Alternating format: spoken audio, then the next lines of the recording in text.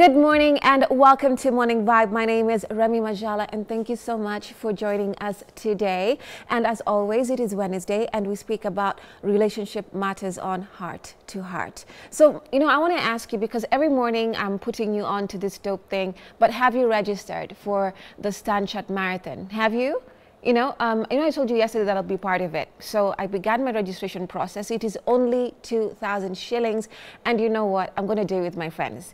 Now, I'm making everyone the colleagues, I hang out with a lot to register for this thing, from our director, Kasavuli, right? To, the lady in sound, my very good colleague, Brenda, to Eddie, to Clarence, to Brandy, all of you people. We are going for the Stanchart Marathon and we are running or walking, because you know what? I realize you can just choose from so much, right? We have 42 kilometers, you have 21 kilometers.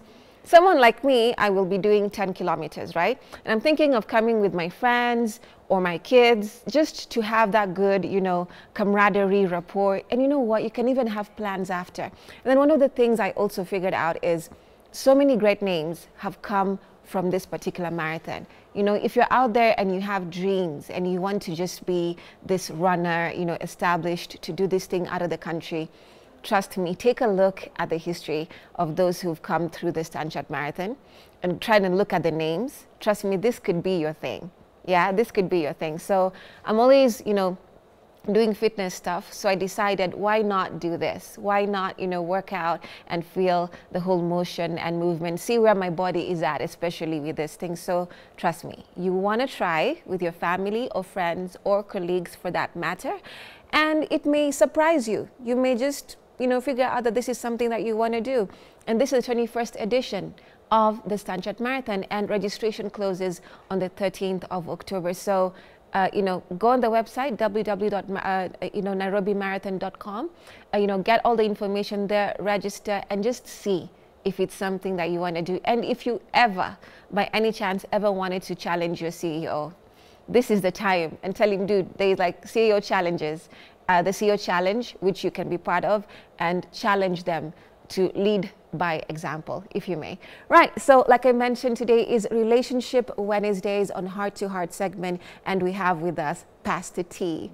Pastor T, mambo. Fitsana. It's good to see you. Wow, nice to see you too. Yeah, I mean, we had such a fiery conversation, last week. Yeah. And on the dating, how dating has progressed through the ages. Yeah. And today we are asking our viewers, why do you believe women cheat? I know it's a bit off the cuff. And we have Pastor T. We were supposed to have another lady guest who was unfortunately not able to make it for this particular conversation. But Pastor T here will give us his perspective and why. I mean, it's not something new. It's been happening forever. It just seems to be getting of course, it's been happening. But at the end of the day, I think the society is not ready to accept that actually women cheat. Oh. Yeah, but naturally, it looks like it's okay for men to cheat, but not okay for women to cheat. I'm not saying it's okay to cheat. Yes. But it looks like when a man cheats, it's not a big deal. Yeah. But when a woman cheats, it looks like, wow, you mean she did that? I remember there was a time, one of the contraceptives companies decided to do an advert. It was called Piga Hesabu. And they're trying to show, as a man, when you cheat, you spend a lot of money on this woman, and sometimes it proposes a risk. No, it was a National AIDS Control Council. It poses a risk to your wife in terms of having many sexual partners. Nobody spoke about that advert. Later, they did an advert whereby a woman was advising another woman that, you're married, but I know you have this boyfriend on the side, and you need to take care of yourself. And there was a national uproar to a point that matter, the bishops condemned it, and also the parliament spoke about it. And it painted a picture of, it's okay for us to advise men not to cheat, but a woman should not cheat. Again, remember, I'm not saying it's right to cheat, but there's that bias that when you're a man, you can have your weaknesses and cheat, but not for a woman. But now the reality is, they are saying right now women are cheating more than men. I don't have any statistics, I don't have any data, but they are saying that women are cheating more than men, especially in Nairobi. And the second thing is that when women cheat, when women cheat, women are smart. When men cheat, sometimes they say they leave their traces. So it's like a green mamba on the grass. You can't see it, it's hidden. and very, you know, subtle and all that. So there are many factors that contribute to a woman cheating, and I think that's what ought to open that part of the conversation. But why is it so triggering, especially like you've mentioned, when the advert for the men, it was not expounded upon, it was like, it's normal. But when it's the woman, it became an uproar. Why do you think so? I think it's the same thing, what I might call male chauvinism. We live in a male-dominated society. We come from backgrounds of polygamy, and now we are hearing of polyandry, I think something like that. Yeah, and you see, it has been there. Of course, it's a very, we consider it very pervasive, but we come from the background, it's okay for a man to have multiple women from cultural bias and all that. And so that has really shaped our psychology, perception, and how we view things. So it looks like it is wrong, these want to have 2 men, but it is okay for these one to have 2 women. So I think culture really contributes to it, and also how we've been framed living in a male-dominated society. All right. So, like you said, in Nairobi, it's a thing that is, it's happening. Yes, it's very, yes, it's very rampant. Yes. Especially if you go across TikTok, we're not given even testimonials of what they're going through and why they do what they do. Yeah. And one of them is, like seeking attention. Yeah. Sorry, not having attention. Yeah. Knowing that your partner is stepping out, so why are you also, just, there and everything. So there's a whole list of so many reasons. Of course they're there. Number one, I think women are complex. And it takes a real man to keep a woman. But a boy may not manage a woman. Now, what happens is that they say that women mutate through 7 stages of growth. And in every stage, that person becomes a totally different person. You'll move from becoming a baby, to becoming a child, becoming a girl, becoming a woman, becoming a mother of mothers, becoming a wife. All these stages, when a woman is developing through the stages, something changes in her life 360. But they say women still go through the stages of life, but nothing changes. So you're looking at a man who grows in a linear perspective and a woman who is going through transitional perspectives. So that means many men don't understand women. So there's always a bias, and the problem is many women cannot express how they want to be treated, but they expect you to strike the right chords. Because when you come even to the cases where a woman has cheated, sometimes you'll find that the man has done everything he thought was right, but the woman will still say, I don't know why I don't feel this guy, because again, there's what they call the love language and all that. And one of them is that women are designed for attention, and that's a reality. And so we come from a background where we have men who want to be with women and they don't know how to treat the women. And sometimes the people who become beneficiaries of women who are cheating are married people. Now that makes it a paradox, because I thought when I'm married, I'll get everything at home and I'll get, everything from a woman. But what happens is that as I'm married, I develop skills and experience of handling women. So when I get a woman who is not married, or even a woman who's married, I'm already coming from a background of skills. And this woman already feels, there's how this guy is treating me, and wow, it really makes sense. I stand as a victim of Kwachwa, Yeah. and I, on my side, what I had, I was doing everything. What happened during that period? So I'm dating this girl, and I just upped my game. I thought for me, what will make her happy is the lunch, the dinners, and all that. Later, she comes and tells me, what, there's this guy in my life, and I don't know why. I'm confused between you and this guy. And one thing is very clear. I think he treats me right. And I'm like, what is that treating right? Because I thought, taking you out for lunch and all that, that's treating right. Yeah. Then I discovered what she valued was not even the food. It was the quality time. But I'm coming from a background of biasness where I know that all a woman wants is money and all she wants is to be spoiled. But this woman, what she wants is time, not even the money. She came from a rich background. So she could afford the things I was trying to buy her. So you're giving her all these materialistic aspects. Yes, yes, yes. But then you're leaving out now the quality aspects of time, attention. Yes. And you see, there was no one to tell me that these are the things that matter, because I'm coming from a background where we've been told, mwanaume do, mwanaume kuspoil manzi yake. And so I was so disappointed. I was so mad, and I'm like, what didn't I do? And there are many men who stand at a place and ask, what didn't I do? Only to forget that you've paid rent, you provide, but you're not available. And you'll hear men complaining from that perspective. Buda, nini sijafanya? Dem nimemlipia keja, nimefanya. You see, you're looking at the expenses, but you're forgetting this person is not dating a house or dating a car or dating an ATM. This person wants to relate with a person. And that subconsciously opens a door. There are women who cheat. They know what they're doing is wrong, but they are getting something from this other relationship that they are not getting at home. So the combination of the two is like a perfect person. And in your scenario, when she was stepping out, was it with a married man at that time who was not able to give her the attention? Yeah, but then the man was married, but the man had put it undercover. Oh, I see. You know that story, they always say you can see the marks of the ring, but the guy says, I'm divorced. Yeah. Later is when she discovered that, you know, this guy is married and all that. And sometimes in such instances, the psychology of a woman is to dominate and to receive attention. And sometimes when she receives so much attention, it's boring. Sometimes when you frustrate attention, it triggers something in her. Like, why are you not giving me the attention that I desire? And sometimes when a person is married, you are able to divert attention. Sometimes you give it to your wife, and sometimes you give it to her. And that gives a certain tension of wanting to have your total attention. And that tension becomes a form of attraction. That's why there are people who are forever texting you and you're like, ni hiki kimse hata kimenibo. And there's a person who texts hi, then anajibu 5. Unashindwa yani, you know, just looking at your phone, say, ay, ashaona ni blue tick, asha nini. Because there's that desire, you want to dominate. But the moment you dominate and you feel you've over-dominated, you still feel apana, this guy ought to rise and challenge my dominance.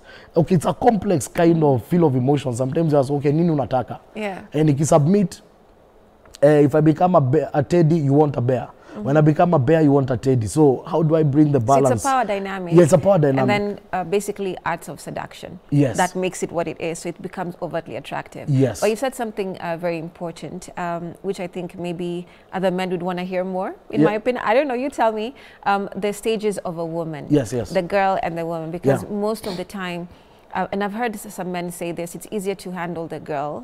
The woman is more complicated. Yes. You know, like you said, you're buying dinners, you're buying lunches, and that seems to be enough, and she's appreciating. And then these other complex emotions begin to, you know, come up.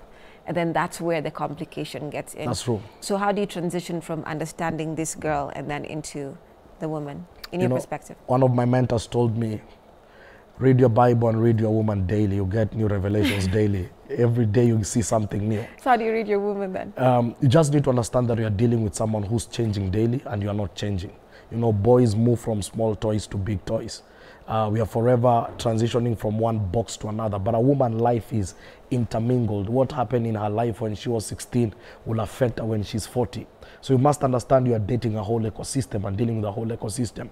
So especially now, the place of, everyone is born as a child. The child and the baby stage, those are quite normal. But when she enters the girl stage, the girl-boy stage, that is a very important stage because it's a stage of identity. They say sometimes when you buy a girl a doll, you're triggering womanhood. There are instincts that are triggered and there's an alignment, an identity is planted that you're a woman, and you know there's a lot of boldness. They say women that have been raised close to their fathers tend to have a certain boldness because there's a voice speaking over their lives.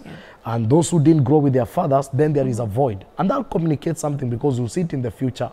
Some of these who grew with absent fathers, sometimes they begin to look for fathers in other men.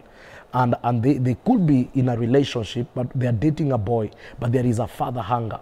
So they might begin to look for a father to fulfill that void. And then after that, that girl stage is fancy, it's full of fantasy and all that. It's full of fashion and realistic things. You want holidays in all these expensive places. You're looking for this Hollywood lifestyle. It's a girl phase. And if you marry a girl in a girl phase, I tell you the truth, you'll go through many phases because that time there's nothing like saving and all that. Is YOLO. You only live once.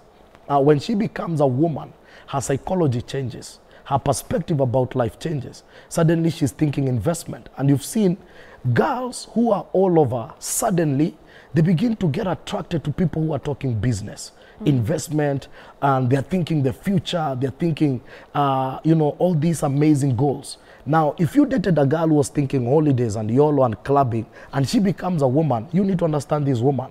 You could be wanting to go to the club, and she's like, nah, that's an old school thing.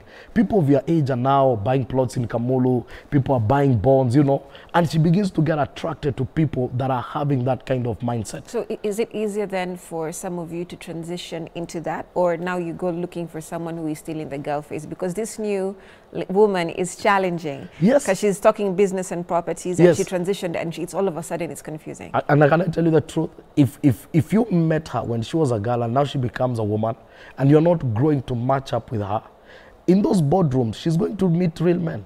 People are thinking those investments, and she'll be attracted. And that might open a door, and she will cheat. Because now she's getting a person who's speaking her language and communicating her kind of grammar. You are busy going to some places, tunelewa, sherehe nini.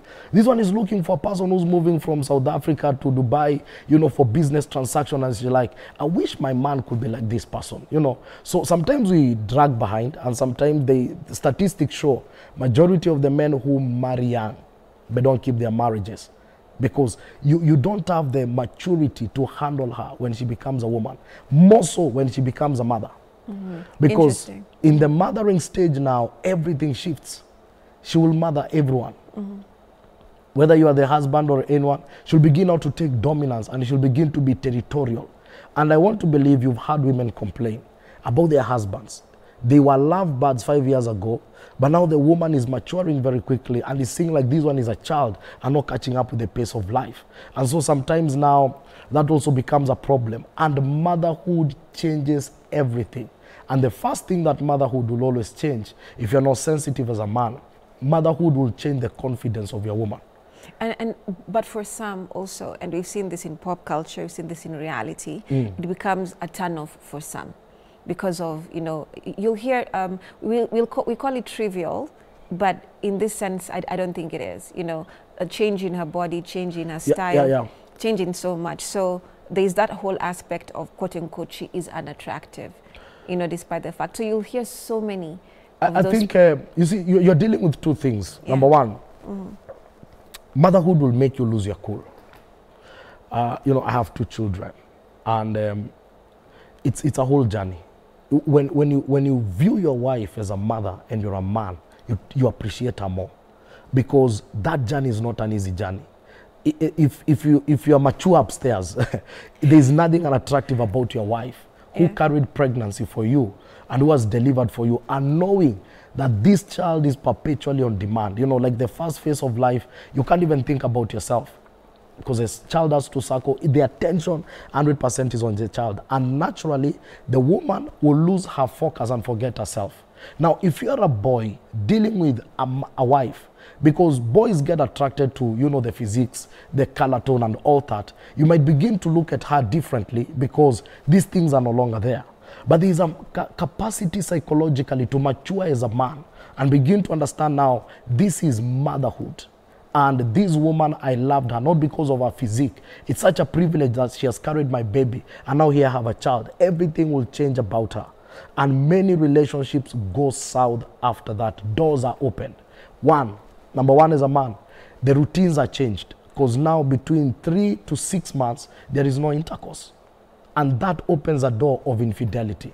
And when that door of infidelity is open, when this woman heals, she might decide to revenge. Because sometimes it's we, the men, who open the door. You know, the woman was submissive, doing everything, and then boom, things are happening. And this is the time she's raising your children and doing all that. And, you know, raising a child is 100% sacrificial. Yeah. Anyone that has gone through motherhood, I know they understand what it means. It's like you lay your life totally for that person and everything. And sometimes men open up that door, knowingly or unknowingly, because now your patterns and schedules are interrupted. At that time, you're dealing with a fragile person, because she also knows subconsciously that something has changed about my life. You know, exposing your nakedness to strangers through a surgery process to get a child is not easy. And some of those strangers are men. An ego is broken. Something is messed up in your ecosystem. So the best thing you can get from your husband is support. And that point of, you know what, is beyond facial appearance. You're my wife and I love you. You are beautiful. And if that affirmation is not there, she might grow having this self-esteem and all that. And guess what? If someone gives her those words you refuse to say, boom, a door is open. And she'll begin to feel, wow, I thought this guy doesn't love me. I thought I was looking bad after getting a child and all that. But someone again is coming with affections and affirmations. Motherhood is very precious, but it changes so many things. And sometimes many marriages go south, especially after the first child. It takes the maturity of both of them. In fact, I'll say this, and I know many men don't know it. There's a certain medicine that women take while they're pregnant, omega something. And that medicine always develops something they call child brain. And it begins to affect the memory. Yeah, you slow down a bit. Yes? You slow down. Yes. Yeah, you do slow down. Yeah, and it affects your memory. Yeah. Many men don't know about that. So you discuss something with your wife in the morning, and in the evening she can't remember. And genuinely she can't remember. Nobody ever told you this medicine will slow her down. Yeah. Number two, what people don't know also, there is the postpartum depression. And sometimes your wife doesn't even know she's depressed. She's throwing tantrums all over, and you feel she's becoming disrespectful. And many men always now look for a place where they can vent and a place where they can hide. Now, lack of that information becomes very tricky because it now opens doors of all manner of things. Many women don't even know that they're going through depression. It's only after a while they discover, wow, all these things are there. That's why I'm saying there's a maturity needed as a man to understand motherhood and to understand the journey of motherhood. And it doesn't end when a child is born. When a mother becomes a mother, there's no turning back. You must study that woman and know her from motherhood. I can even tell you, maybe even what I'm wearing is not my choice. A mother. Like it was chosen for you, like this is the outfit of the day. Yeah, you wake up and you find all the clothes are ironed and you're like, hey dude, you'll wear this one, and you're like, okay. Yeah. And then you look at the same thing, even the children, what they're wearing is the same. So we're all children. You know, you always hear your wife say, you know, that's my firstborn and that's the husband. Yeah. And you see, it takes a whole ecosystem to appreciate that now this mother is now becoming territorial, because even in the jungle is the lioness that guards the territory. The male lion will only rise when there is danger. But when it comes to hunting, provision and all things, is the lioness that takes authority. So these dynamics are always there. Right. You know, Pastor T, we have a couple of responses, actually quite a lot for that matter. We had, of course, asked our viewers here, what really drives a woman to cheat, as we've had what Pastor T has said, a couple of, you know, his perspective. Natasha Mudoni says heartbreak, revenge, depression, choice. Gabrich Wamuti says maybe driver. Okay, Gabrich, whatever you mean by that. Sandra Munesi says 70% sexual unsatisfaction and 30% lack of provision. And we have Silomena Mwenyewe, who says lack of attention from her husband, poverty and lack of communication. We have Eddie Slim, who says prostitution and the natural love of money. Matukio ya Chelsea says selfish ambition even with men. Vibes Cartoon says men with 3 seconds hapo lazima dema kucheat. Okay. David Mwenda says, well, some aspects of prostitution. Johnny Ben says tamaa ya pesa bana, si unajua chukukwa. Yo hata sizi. Let me just move on from that. Onduso Joshua says, yeah, I'll also move on from that particular response. Lennox Abiola says, a woman who wants to cheat will always cheat the gender more loyal to their feelings than anything, be warned. So you can see there are a couple of things that there's a blame game happening, but also women, some women are saying what you're saying, which is all lack of provision, sexual tension, blah, blah, blah, and all those things. But you know, when you're looking at all these things, there seems to be an underlying aspect of pain. That's true. That's true. You know, there's always this aspect of pain because as much as it's made fashionable, it's triggering at the same time. What's your perspective on that? What you've said is the truth. Most of the times, cheating is triggered by underlying factors. I always see cheating as a byproduct of something that has not yet been addressed. And I think they've mentioned them there. You know, this could be pain. And someone trying to seek revenge, and sometimes it's a very complex thing, because if I'm revenging with my body, then I'm not hurting you, I'm hurting me. When you think about it, because you did hurt me, now I'm going outside there to revenge, but it's my body being used here. I might go do anything with your friend or anything, but if anything happens, it will not be on your body. The only thing I can attack possibly is your emotions if you hear about it, but I'll not attack your body. So always find it like there must be a logical balance to understand that I'm not actually hurting you. I'm hurting me, and putting myself more into risks. The concept of poverty and materialism is also very high, especially nowadays. And I believe every relationship ought to be built on patience. It ought to be built on patience. Nobody becomes a millionaire overnight. I remember one day, I had a small car. I won't forget it. It was a Pajero Junior, and it was manual. And so I was requested to facilitate some ladies to go to a wedding venue. It didn't have any AC or anything, you know. It was that first ride you buy with your tears, but you value it. Yeah. And this lady got in the car with all her makeup, and she was, you know, all sweating, and she's like, no, drop the window, there is vumbi and all that. And she told me, you know what, I'll never forget those words. She told me, you know what, aliniambianga, ti unakaa poa lakini wewe ni maskini, you know. That really broke my ego. Yeah. And I told her, by the way, the people you see here driving these big cars, they all have a journey. And they all began from somewhere. And I told her, I've just begun my journey. And I hope that one day God will help me to go somewhere. So there's that lack of patience. Comparing people that have gone through their journey with other people. And you can never get enough. When you enter to a millionaire level, there's a billionaire level. You can never get enough in this life. And it's the concept of building together. I'll also say, and this now is for me from where I sit, the foundation of every relationship is very key.